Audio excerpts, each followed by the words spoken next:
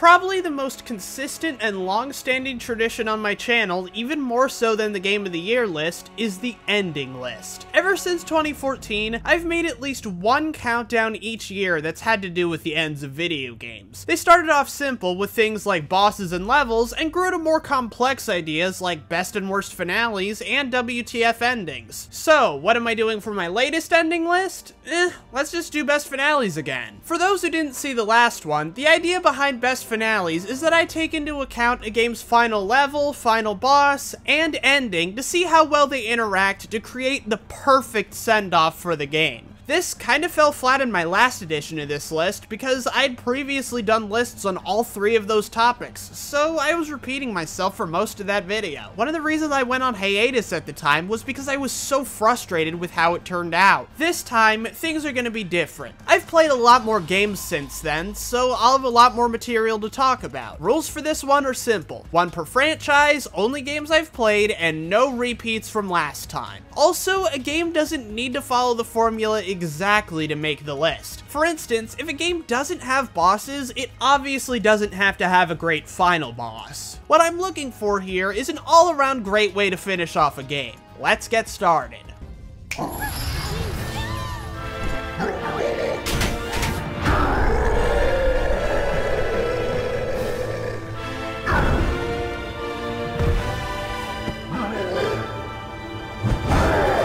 On paper, there's virtually nothing special about A Hat in Time's finale. It has you going through a lava-filled medieval castle and fighting a big, powerful final boss where all the people you met on your journey help you out. Pretty standard stuff. The reason it's on the list is that it does all of those things really well. You start the level at the bottom of a giant ramp, filled with every character you've met throughout the game. There's plenty of generic enemies, all of the bosses, and even characters who were scrapped during development. All of them are waiting in line to be judged by Mustache Girl. It's a great way to show just how powerful she is that she's even got the Snatcher waiting for his punishment. Still didn't get Vanessa though. Then, after muscling your way through the line, you make it into the castle and go through a massive platforming gauntlet. It's challenging enough to be fun, testing out most of your skills, but not hard enough to be a difficulty spike. Also, the atmosphere here is better than most lava levels, with the boiling lava, golden statues, and black walls creating a really cool environment. As for Mustache Girl, she's pretty standard final boss fare, but still a lot of fun. Like all the other bosses in the game, the action's fast-paced and every hit is satisfying. Having all the other characters help you out is pretty cool, and the whole scene where they call out Mustache Girl is both really satisfying and shows her to be a surprisingly deep villain for such a seemingly simple game. The ending is pretty sweet too, showing that despite everything, nobody wants Hat Kid to leave.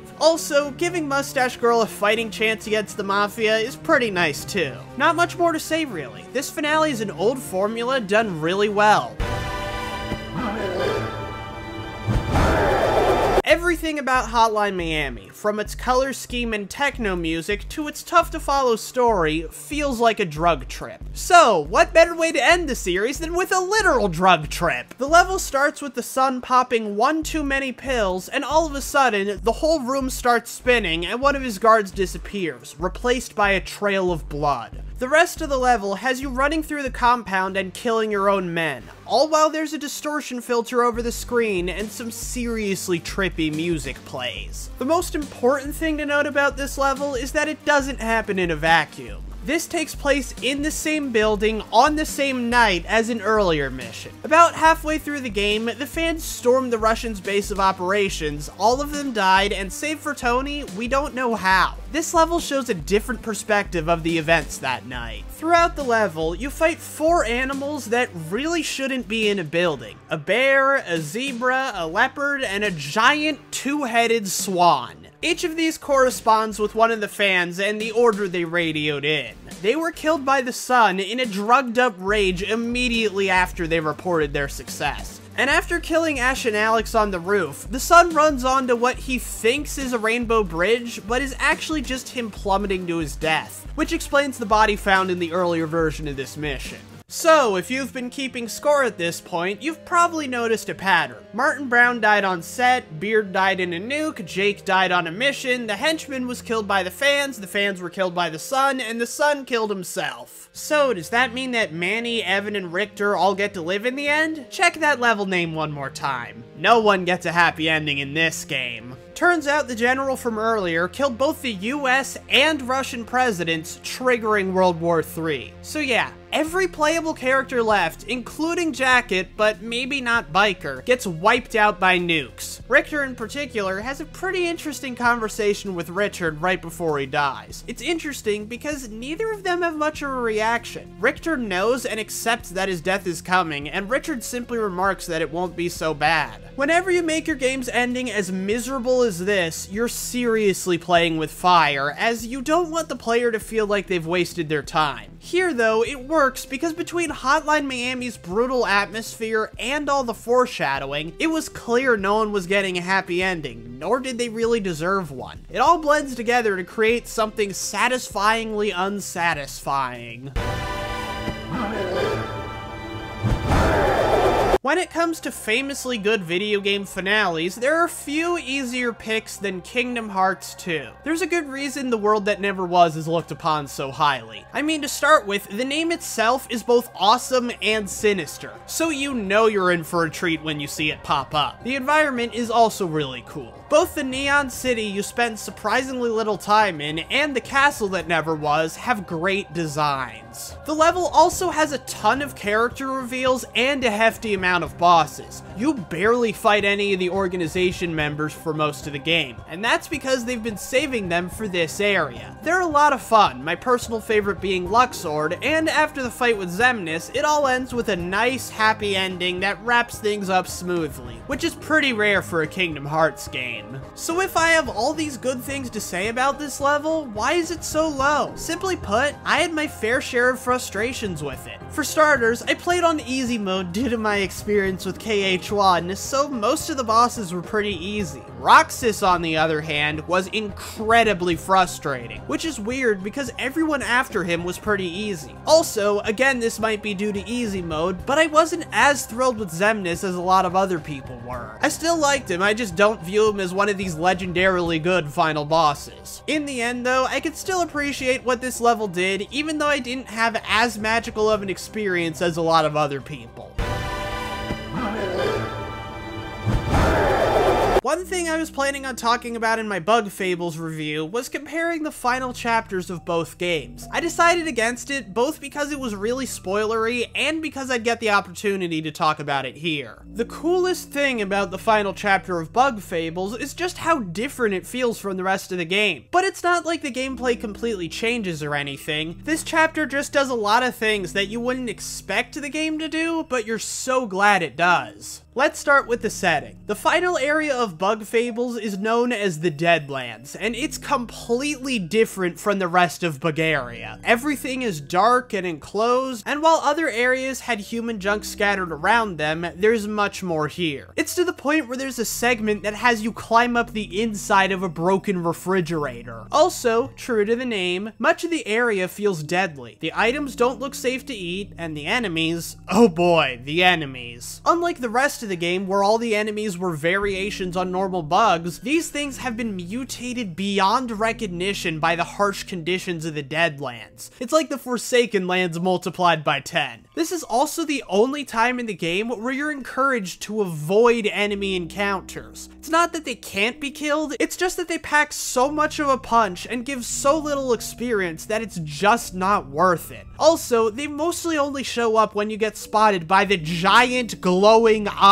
in the background. Things get even crazier halfway through when all the teams come across the Roaches. You see, the Roaches are constantly mentioned in the game's lore. They're an ancient civilization with advanced technology who seemingly got wiped out long ago. As it turns out though, some of them are still alive and have dedicated themselves to guarding the everlasting sapling. As a result of this, we get a massive shift from Elizant. She spent the entire game trying to get to the sapling because she wanted her mom to live forever. But now, after seeing what the Wasp King could do with it, she instead decides to destroy it, because no one can be trusted with that kind of power. But before you can even get to the sapling, the whole village catches on fire, and you need to find a way to put it out. What really makes this segment special is that it's not just you doing it. It's all the exploration teams working together to put out the fire, and it serves as a nice send-off for each of them. Then, after a fight with the Wasp King, you get to the everlasting sapling, and it's basically gone. This all-powerful tree you've spent the entire game hearing legends about is almost dead and only has one leaf left, which the Wasp King promptly eats. The final battle with him is pretty good. Nothing particularly stands out about it, but it is good. And then, once you've beaten him, you get a pretty satisfying ending. Everyone celebrates your victory, Leaf has a pretty poignant conversation with Elizant about her sacrifice, the roaches learn to find a new purpose in life, and best of all, there's the final segment. The game's final segment has you walking from the Ant Kingdom Plaza to Elizant's throne room, and virtually every character you met in the game is there to congratulate you on your victory. It really is special, not only because you can talk to all of them, but also because it feels like you've gotten to know all these characters over the course of the game, so it's nice to see them all again.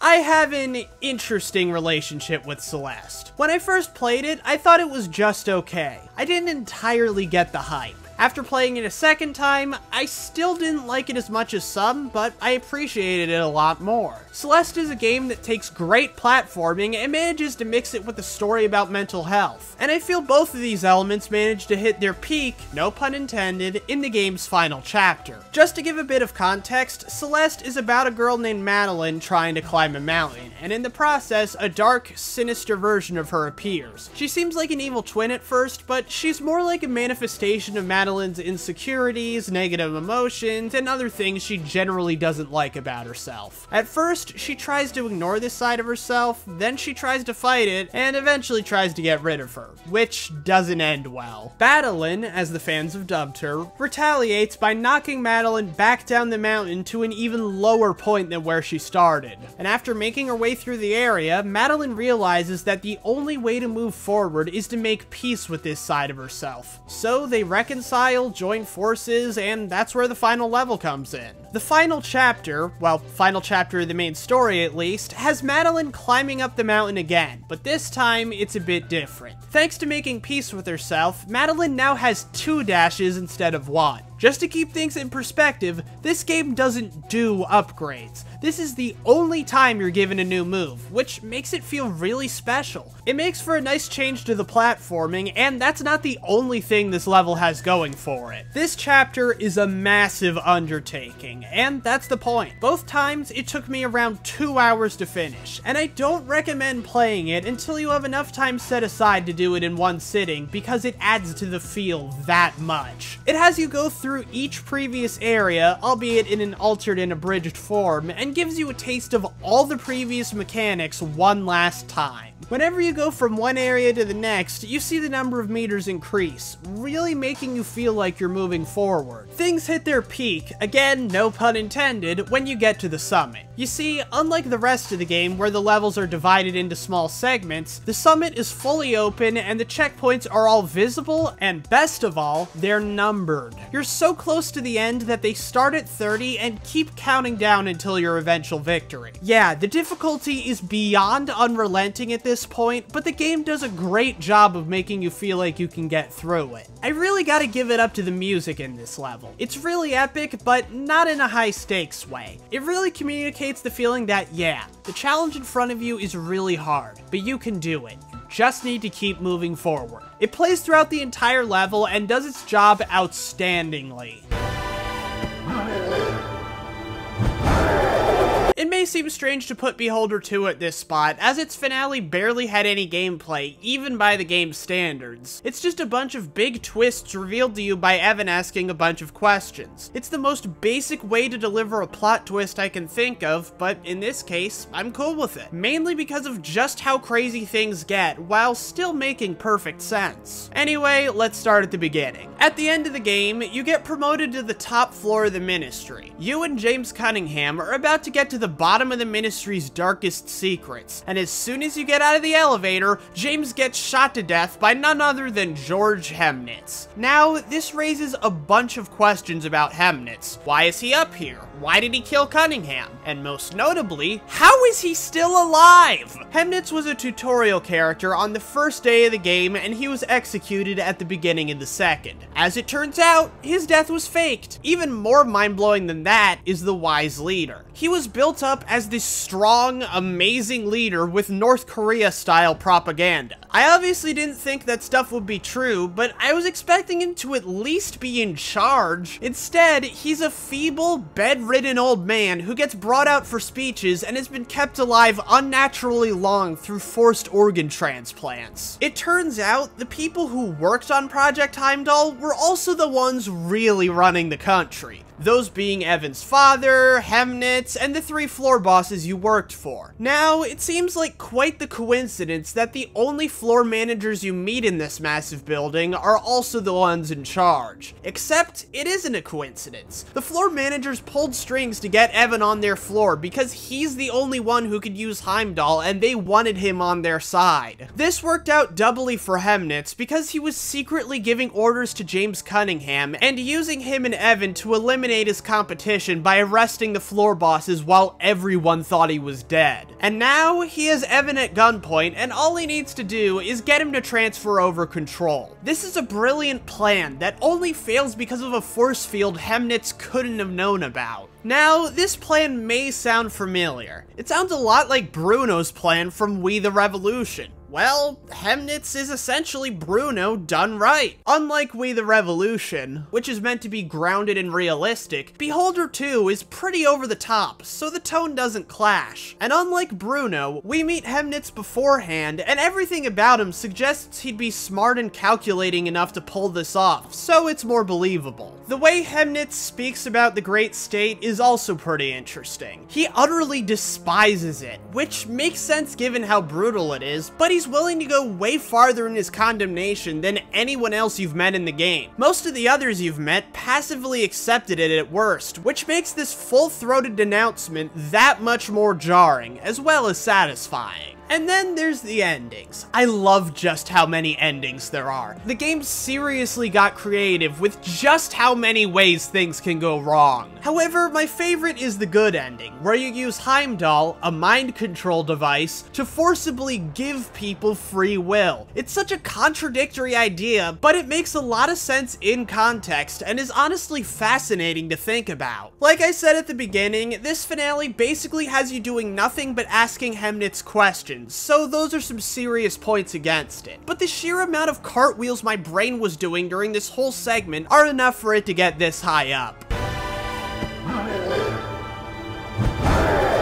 Kindergarten 2 is a big step up from the original in a lot of ways, and the finale is no exception. The first game's final mission has you teaming up with Lily to save her brother and get to the bottom of the principal's secrets. Pretty cool, but could be a lot cooler. I always liked the idea of all the kids rising up to destroy the school like in the Random Encounters music video. And well, that's kinda what we got in Kindergarten 2. The mission starts with you wielding Penny's remote to save Nugget and hatch a plan with Lily and Billy. This is already a big deal because Penny was a huge obstacle to you in most of the other missions, and now you're in control of her. Of course, things aren't so simple. Before you can take on the principal, you have to eliminate both of the teachers. So while Lily gets Carla's help taking out Danner, you use Penny to recruit Cindy and Bugs into helping you kill Applegate. It's pretty funny just how eager the two of them are to help kill her, especially since you know why both of them hold such a grudge. Then you have to plant the bomb that'll kill Danner and deliver the final blow to Applegate yourself, just like last time. Meanwhile, Nugget gets a freaking jackhammer to build his new Nugget Cave. Once the teachers are dead, all hell breaks loose. The principal goes missing, the hall monitors give up trying to restore order, Carla finally puts her plan into action by blowing up one of the walls, and Bob gets a heroic moment, grabbing an axe to take out one of the mutants. Also finally answering what the hell that axe was for. Penny even gets redeemed, not wanting to kill anymore, and helps helps you get to the lab. Then, after the principal explains what's been going on, the final battle begins, and unlike last time, it really does feel like a battle, complete with a giant mutant principal that Nugget winds up killing. Then the hostages get returned to normal, and Ozzy has a sweet reunion with his girlfriend. Damn, that was a lot. Despite this being a puzzle game, it really felt like an epic finale. Things get so out of control, and just about everyone plays a role. I honestly would have liked to see a post-credit scene where Monty fixes up Penny, just to give him something to do and give Penny the happy ending she deserves. But that's really a small nitpick on an otherwise great finale.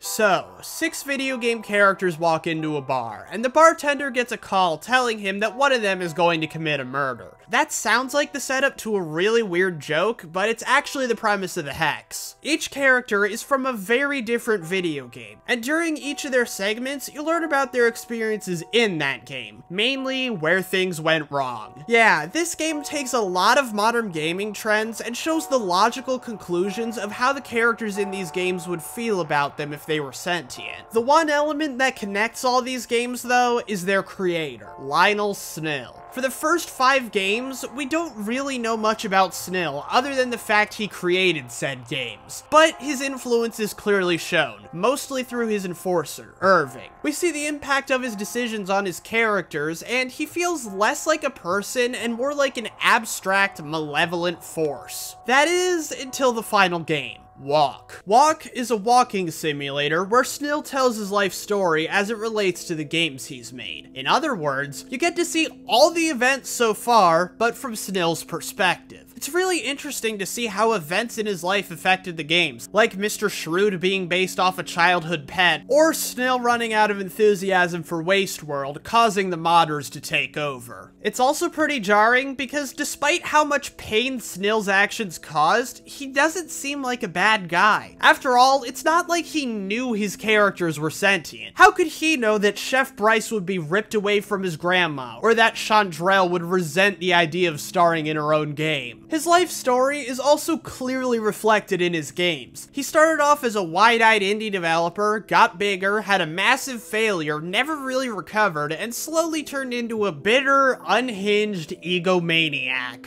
And all of that makes the ending so much more satisfying. I already talked about it in WTF Endings, but I might as well mention it again. All the characters you've met gather together, and with your help, they strangle Snill to death, finally taking revenge on the man who oppressed them for so long without even realizing it. It's dark, morbid, hilarious, and satisfying, all rolled into one ending.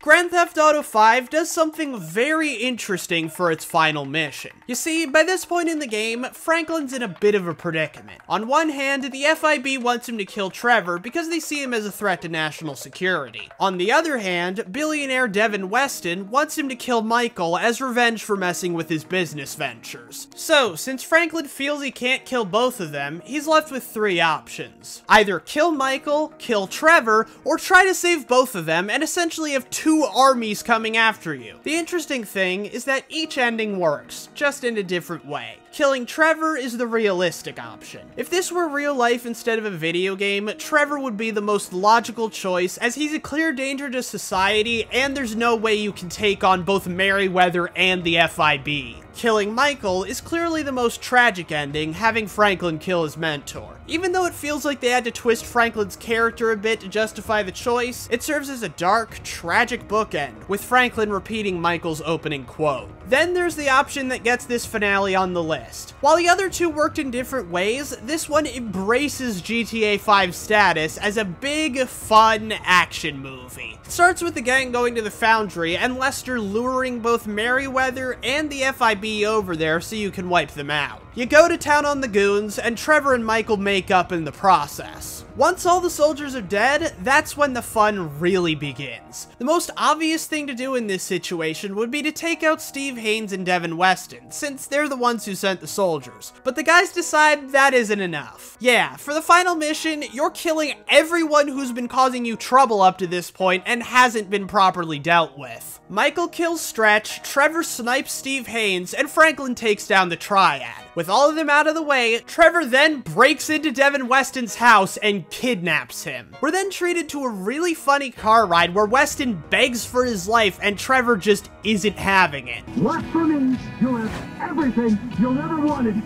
All I've ever wanted is to watch you drift in and out of consciousness as you're slowly disemboweled. And then we get the final scene, where the three friends talk down to Devin while he's tied up in the back of the car. Then they push said car off of a cliff. It's simple, yet satisfying. Sure, this route isn't particularly deep or realistic, but if that's what you wanted, why the hell were you playing GTA 5? When I first played this route, I just knew it had to be #1 if I ever remade this list. So why isn't it? Well, something else came up.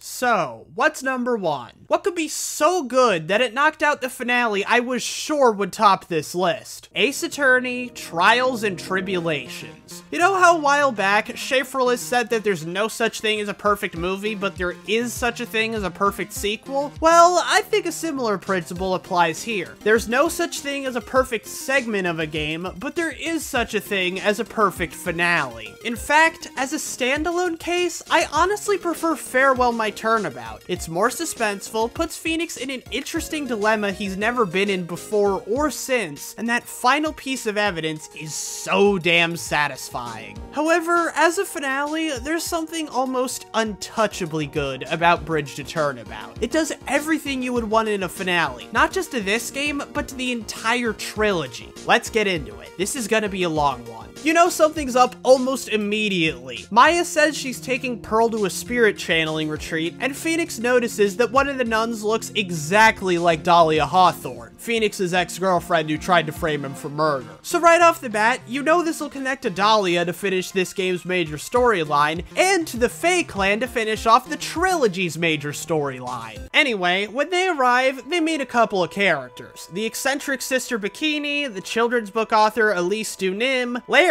because you couldn't finish off the series without seeing him one last time, and Iris, the Dahlia lookalike who might not be Dahlia, but still clearly has a connection to Phoenix we don't know about. Night falls, and Maya crosses over a rickety rope bridge to start her training. And then Phoenix is woken up by a lightning strike. Not only is Miss Dunim's body found, but the bridge is also on fire. Since Maya would have no way to escape without it, Phoenix rushes across to try and save her, but the bridge collapses and he falls into the river. And that's just the prologue of this case. What happens from here? Well, Phoenix survives, but is briefly hospitalized, so he has Larry make a call and bring in Miles Edgeworth. Yep, just like last time, Edgeworth comes into the picture. Only this time, instead of Edgeworth being the prosecutor, you're playing as him. What follows is a pretty standard investigation segment, although Edgeworth's irritable and snarky demeanor makes it hilarious. Oh, I should also probably mention that you're defending Iris. So, given her mountain of secrets and likely connection to Dahlia, it's hard to know if she's actually innocent or not. Then there's the trial, where Edgeworth spars with Godot, right? Well, no. Godot's nowhere to be found at the moment, so instead, you're up against Franziska von Karma. It's so nice to see her again, especially since she only really got 2 cases in the last game. It's fun seeing these two go back and forth, and there's even a different judge who appeared a couple of times throughout the game. Things get especially heated when Larry's painting is introduced. It shows a figure flying over the bridge, which is not only impossible, but blows the case wide open. I also love how Franziska smugly asserts that people can't fly, despite prosecuting a case in the last game where the defendant supposedly flew away from the crime scene. Then, Phoenix gets out of the hospital, and the second investigation section begins. Oh boy, does a lot of stuff happen here. To start with, we find out that Elise Dunim was actually Misty Faye, Maya's long-lost mother, who's been mentioned since the first game, but her whereabouts were completely unknown. Aside from that, you have Franziska helping you investigate for the first half, some funny scenes with Gumshoe, and you find Godot out by the temple where he explains the urgency of the situation. Then, an earthquake happens, which throws Edgeworth off, serving as a callback to the DL6 incident from the first game. This causes the stakes to get raised, with a bunch of locks being added to the room that Maya's supposedly in. Lastly, there's Pearl's Psych Lock segment. It's the only one of these segments in the entire trilogy where you have to break 5 psych locks, and it reveals some pretty disturbing information. As it turns out, there was an elaborate plan to kill Maya. It was carried out by Dahlia Hawthorne and orchestrated by Morgan Fay, Pearl's mother who tried to frame Maya for murder in the last game and vowed to return. She even tried to involve Pearl in the plan, making her responsible for her cousin's death. Finally, the trial begins. Phoenix, Godot, and the original judge take the stands, and the longest trial segment in the game begins.